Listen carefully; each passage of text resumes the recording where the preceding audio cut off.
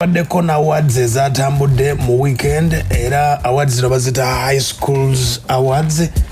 Hiskool awards zino mulundi gwa mwenda era awards abaddeyo ku lunaku olw'omukaaga nga basiima bannabitone abayimbi n'abantu abakoze ebyenjawulo mu ggwanga Uganda era nga byasobodde okuba ate nga bikomekkerezebwa King Saha oyo yasobodde okuba ate nga yeetisse awards eziwerako.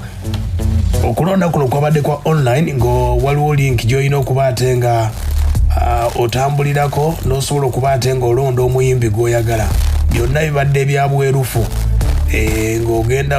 oyinza ogenda ku website yaabwe ebadde highschool.africanvoting.com n'osobola okuba ate nga ogendayo oba abayimbi abo babawa awards ababawa link ez'enjawulo ne batandika okuba ate basharingira abawagizi baabwe. Kati embeera nga bwe yabadde omuyimbi yasobodde okuba ate nga yeetisse artist of the year.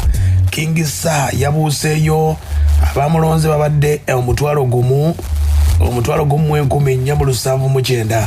Male artist of the year King Saha abantu abamulonze emitwalo 2,455 oluyimba olwasinze country song of the year ebiseera abalulonze babadde omutwalo 13,926. Comedian yasinze bamuyita Maulana Draine babalonze babadde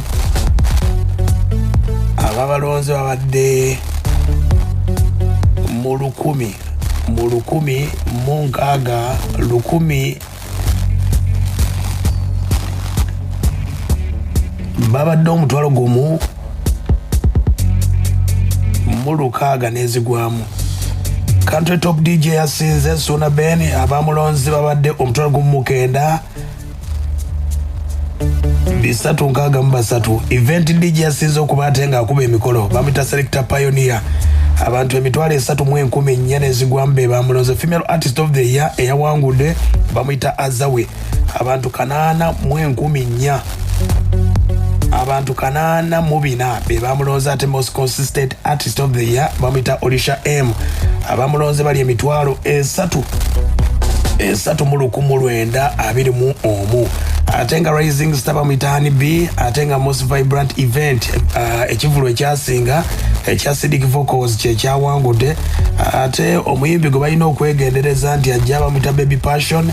Ate motivational speaker yasinze okuzzaamu amaanyi omwaka guno mulongo babiri esaala.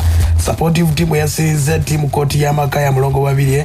Ate nga female omukyala yasinze mu radio okukikuba omwaka okusinzira mu awards zino eza high school mulongo babiri esaala. Blog yasinze amuyita Dictator Amir ate nga female TV host yasinze Anteira.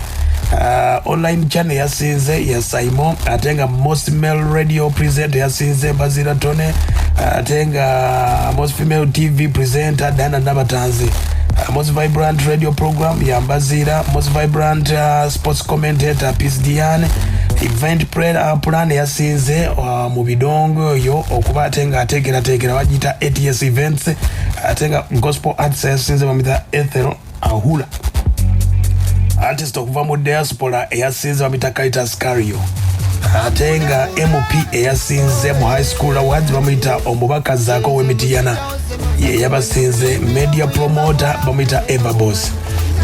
Awards zino bwe zasobodde okuba ate nga zitambula era osobola okugenda ku mukutu gwabwe n'osobola okuba ate ng'olaba bwe balonze embeera bwesobodde okuba ate nga etambula. Awards bwe zasobodde okuba ate nga zitambula bwe zityo. High school zaadi za mulundi gwa mwenda enteekateeka eyo naye bwesobodde okuba ate nga etambula.